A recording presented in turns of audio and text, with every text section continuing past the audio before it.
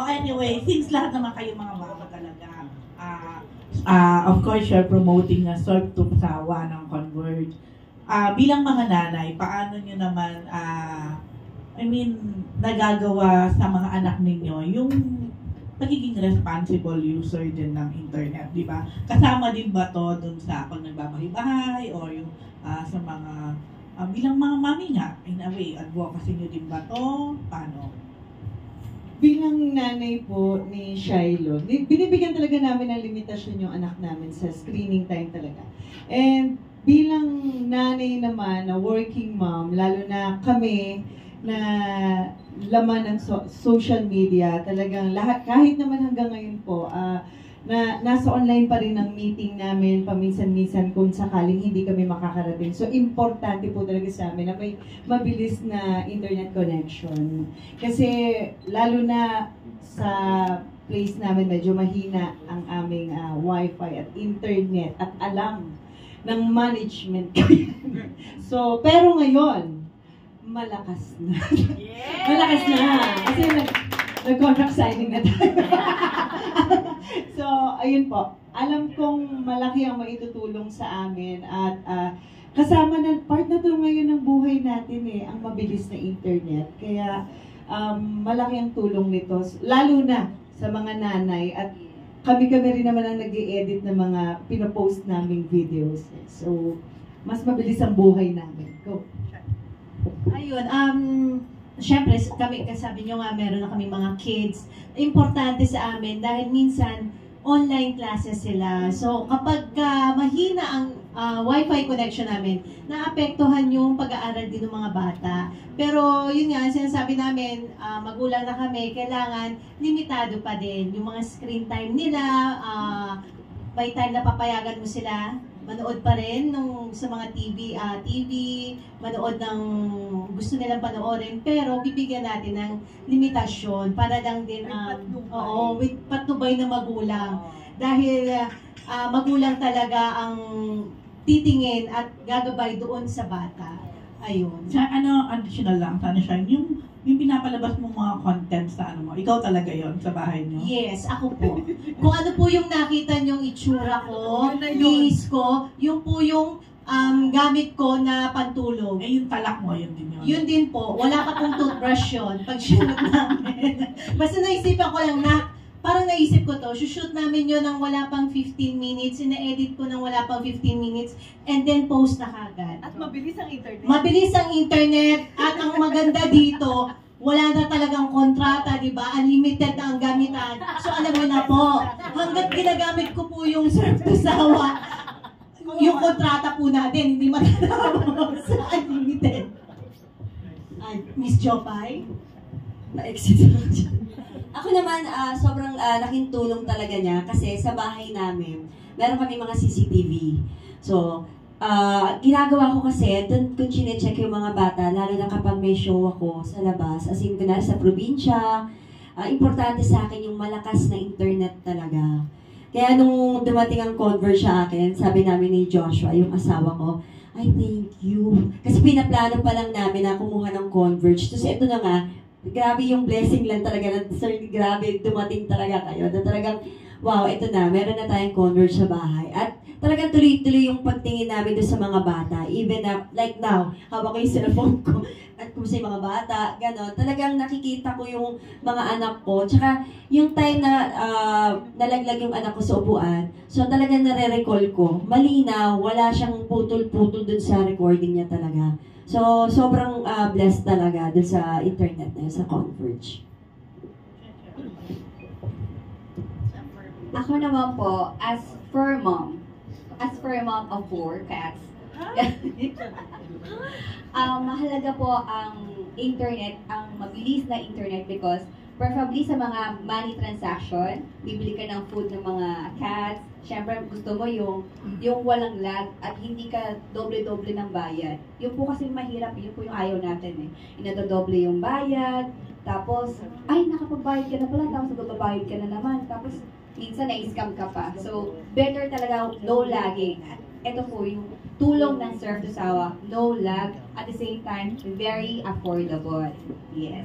follow up lang, Cheche, kasi ngayon ka lang ulit namin nakita. Thank So, you. hindi ka pa pala hindi ka pa pala talaga, I mean, paano ba? Hindi pa- Mama ka pala. Yes, for Okay. mom pa lang. But, you have your own family na, paano? About to po. Soon to be. Engaged naman pala to. Yes po. Engaged na tayo. Taray, congrats. Okay. Yes. Soon to be mommy din Soon pala. to be mommy po. Okay. Last kay Melay. Melay, yung ganun din, paano mo rin protection man yung mga anak mo or nag-guard in terms of yung mga serve to sawa din. Although, of course, you're promoting serve to sawa for others. Noong unang panahon talaga, noong unang panahon talaga, pagka magkaroon ka ng internet, mayaman ka na ba yan?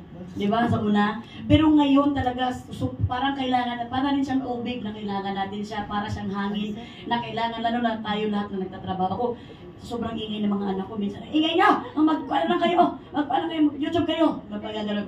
Pero siyempre, with kuan pa rin yun. Moderation, with guidance pa rin yun, kasi 15 minutes yan, active kasi si Jesus. Huwag kang, kailangan naka-alert talaga kami. And aside from that, bilang malayo ako sa parents ko, gusto ko nakaabang talaga din ako sa cellphone. Kamusta? Kamusta kayo dyan, ma? Kasi, siyempre, parang long distance relationship kami ng mga parents ko. Gusto ko, alam ko talaga anong mga galaw nila. And aside from that, minsan nag-aaway kami ni Jason pag tumatawag kasi ako eh. Papang, yung machapi siya. So, parang, what? Siyempre nag-aaway. Minsan pinag-aawayan ba iyan? Tumatawa-tawa lang kayo, pero nakakaawa. Ang tagal mong sumagot. Yung walang internet. So minsan talaga, pag yung talagang alam mong sir, kusawa ka, alam mo talagang, ay salamat, mabilis ng sagutan, ang bilis, maipagrab ako ang kuan ko. Ang sapatos ko dali mabilis lang, walang laging doon sa Hindi na nagcha-choppy si Jason ngayon. Minsan kasi Chucky ang sabi, pero ang sabi niya Chucky. Ako si Chucky! So nag-away kami. Hindi na siya nagcha-choppy, talagang smooth lang. Pag-uwian, talaga naman, boom talaga. Yun na. Sorry, lak na text ba? Nasabi nga ni Melay kanina na di ba? Kayo ang original Beanie. Pag nakikita nyo ngayon yung mga Beanie, yung mga ibang P-pop girls, ano yung feeling nyo? And during that time na kayo ay the sex bomb girls talaga, wala pang serve to sawa nun. Pero, di ba, aminin natin, huwag ka na magano Rochelle. Ngayon na yung mga P-pop girls, kumbaga, nakikita natin kada keyboard nila, kada konting galaw, nasa internet na. Kung nagkataon din kaya nung time ninyo ay may serve to sawa na, kumusta kaya kayo? Di lagot. Nakita ng tao lahat ng pinaggagawa namin. Siguro, may mga pros and cons. Siguro, bilang ang sex bomb talaga, katulad po ng sinabi ko, iba-iba kami ng pinanggalingan.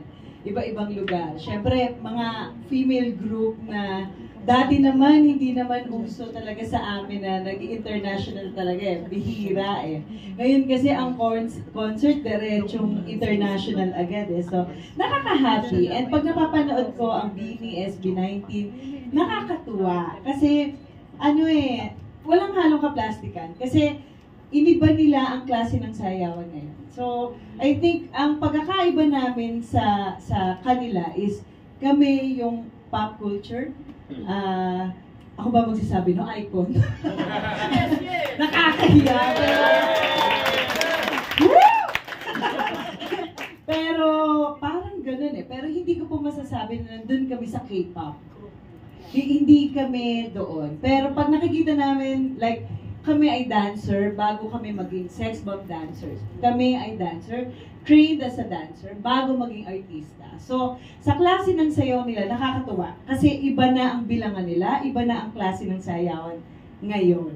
Pati iyon nag-evolve. Everything, lahat ngayon nag-evolve. Katulad ngayon, may social media na. Dati wala. Kasi kung dati may social media na, marami kayong makikita ng kamalditahan at kabaitan namin. Kahit naman walang social media, nakikita nyo naman. Kasi wala po kaming wala kaming wall sa inyo Ang sex bomb kaya nyo minahal kasi what you see, what you get Kasi hindi naman kami tinray na maging artista. So, siguro, ang sex bomb, dati, lang talaga, paggrupo napapaaway. Napapaaway talaga kami at aminado kami kasi lahat kami babae. So, pinagtatanggol namin, may isang nadehado pagtatanggol namin yan kasi, o yan, basta, mga ganyan din mo yun sabihin. Ito mga to talaga, so yun po talaga. And ngayon, nakakatuwa na sana magkasalubong ang landas namin. At least, masasabi namin, lalo na sa anak ko, na sinabi ko, you know what, na English, di ba? I was the leader of the female group before. Like Beanie. No, Mom! You will never be Beanie. Sabi ko, sige. Sabi ko sa asawa ko, kikita mo anak mo? Alam niya ba na leader ako ng sex bomb dati? Pero nakakatuwa lang na ganun yung anak ko. At nagugustuhan niya yung mga grupo na girls or SB19 din. Gusto niya yung mga ganong klaseng sayawan. At feeling ko nasa dugo talaga namin. Kahit hindi ko siya tinuturuan, sumasayaw at kumakanta talaga siya. At wala akong magagawa. Yes po. Japanese, ikaw muna. Uy. Pinasa sa'yo, di ba? Ako rin ba? Sasagot. Siya lang, di ba? Sabi ni, nakakatuwa. Kasi yung generation kasi ngayon, iba na kasi talaga. Kumbaga parang, like na sinabi ni Rochelle na, iba yung sayawan dati, iba rin yung sayawan ngayon. So kami, talagang humahabol kami sa mga sayawan ngayon, like ang bibilis nga ng bilang. So, kapag nakikita ko yung Beanie, actually gusto siya ng dalawang anak ko. Natutuwa sila talaga. Sobrang nakaka-proud. Kasi tayong mga Pinoy kasi, di ba, simula nung nagpandemya, lumabas lahat ng talent ng tao. Naging singer, nagkaroon ng album, di ba? So, nakakatuwa na meron tayong ipagmamalaki sa ibang country na, uy, meron tayong Beanie, pang P-pop natin yan. Diba? Meron tayong SB19. Meron tayong sex bomb na pang pang masa. So, kumbaga parang, eto na talaga yung mundo natin eh. Kailangan talaga nating tanggapin at i-absorb talaga yung mga bagay-bagay na, eto na talaga na ikagagana ng buhay natin. Actually, may Beanie, di ba? Pag nakikita ko sumayaw at sinasayaw namin sa mga shows namin, nag-feeling bata ako, bumabalik ang edad ko na parang, okay, maliban sa spaghetti pababa, kumbaga, eto na talaga yung parang sobrang proud talaga na masasabi ko na hindi tayo nawawala. Kumbaga, dumadami pa yung mga magagaling na dancer, magagaling na singer talaga. Sa akin naman, dugtong na lang din to. Pag napapanood ko sila, yung mga P-pop ngayon, oo. Natutuwa ako dahil alam ko, ewan ko kung ako lang to o sila din, alam mo yung, alam namin, dumaan din kami sa ganon. Dumaan din kami sa tinitilian din kami. Oo. Nagko-concert kami ng sold out, maraming tao, maraming shows. Kumbaga, lahat yun naramdaman na namin din. So, proud lang din kami na, syempre, pagka dumadagdag yung edad ko, hindi mabitawan, di ba? Ayusin mo siya, huwag yung meron at papalit sa'yo. Pero ang maganda lang dito kasi, tulad ko, pag pumupunta ako kunwari sa mga event ng husband ko, pinasasayaw pa rin sa akin yung spaghetti. So meaning, kahit ilang taon na ang dumaan, nandoon pa rin yung kanta at sayaw ng sex bomb. Yes. Markang-marka talaga siya. Thank you very much. Okay naman po, sino po yung magtatanong? One last question na po.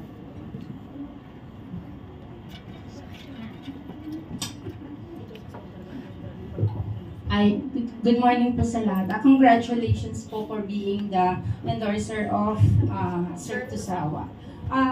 Sa mga sex bomb po, now that you are now the endorser of sex bomb, at nabanggit nyo kanina na nakakatulong sa inyo ng malaki ang Sir Tusawa po as a mom. And ngayon naman na endorser kayo, paano naman po kayo makakatulong sa Sir Tusawa for their product? Go, Jeje. Go, regular. Kaya po, vice versa po, syempre, we help each other. Ayan po. Of course, kami as endorser, we want to promote the Surf to Sawa para mas lalo pa po, mas marami silang matulungan.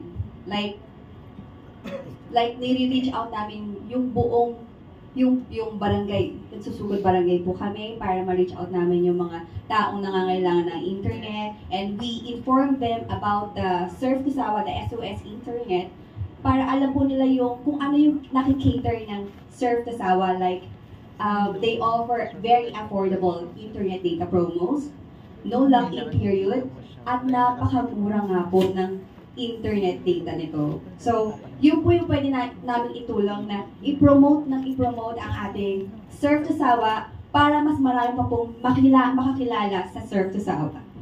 Yeah, that's it. Thank you. At katulad po ng lakas ng mic. At katulad po ng sabi ni Melay kanina, hindi naman galing sa amin eh.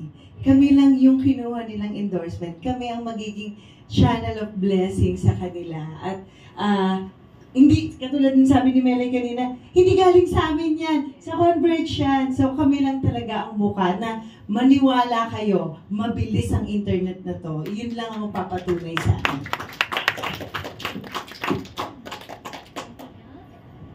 Ate Melay, or responsibilidad namin na baka ini yung mga asya na responsibilidad namin na ilaganap sa buong Pilipinas na meron tayong ganito na internet sa Pilipinas na prepaid fiber internet na mura, unlimited, walang kontrata, at sa dun sa kuan na yon, 4 pesos per day per user na yon, sa pasensya na sa din ako, kuan na yon, 6 devices na ang pwedeng maka-avail, 6 cellphone, kung hindi pa rin makaintindi, kasi hindi ko rin anong devices, 6 cellphone ang pwedeng maka-check-in doon sa wifi na yon. Ngayon, kung gusto mo mas mabilis pa sa kalak ng asawa mo, dagdagan mo pa, may extra booster pa silang tinatawag, na papupunta from 50 Mbps to 100 Mbps. Oh. So, kami ang maglagarap ng message na yun sa mga tao sa inyo, kahit siguro maglakad kayo sa pagmakasalubong nyo ko, huy, alam mo, meron na tayong kuhan dito, ha? Ano pakialam ko sa'yo? Hindi, makialam ka. Kaya 4 pesos per day per user na ito. Pag makasalubong nyo kami, asahan nyo na nasasabihin namin kasi kami man ang interest nila. So, yun ang talagang sasabihin namin. At sa tulong nyo din, ipanaganap natin ito. Please, all nyo. Thank you very much.